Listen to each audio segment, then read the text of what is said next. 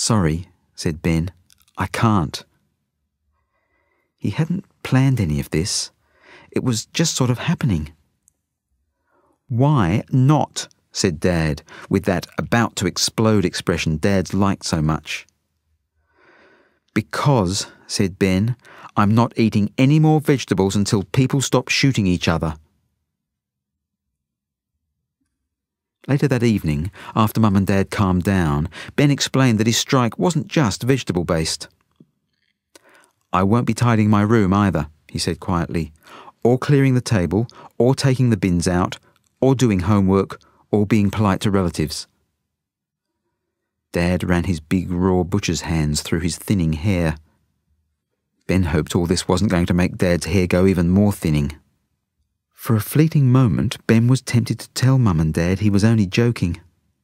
But he didn't, because he wasn't. "Now I've started this," he thought grimly, "I have to keep going." "This is crazy, Ben," said Mum. "People can't change the world even if they want to. Not unless they're Bono or that bloke who invented the iPod. You'll feel different in the morning. Have an early night, there's a good boy." "I'm not being a good boy any more," said Ben. "Not until grown-ups get rid of all the guns and bombs." "Why us?" moaned Dad. "We haven't got any guns." Mum went out to the kitchen and came back. In one hand she had the gas gun for lighting the stove. In the other she had the kitchen waste bin. She dropped the gas gun into the bin. "There," she said to Ben. "Will you eat your veggies now?" Ben shook his head. "Those Iraq and Africa and Palestine people aren't killed by kitchen appliances," he said. Mum ran her slim office manager's hands through her lightly permed hair. Ben hoped all this wasn't going to make Mum's hair go even more permed.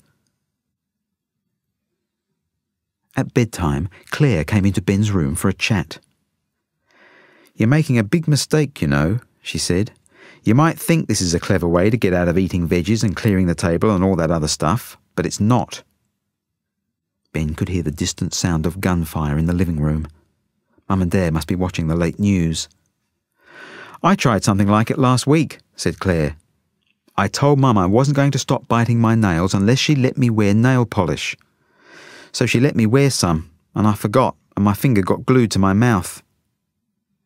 Ben looked at his sister's frowning face, and, he now saw, her slightly green teeth. "Sorry," said Ben. "I can't."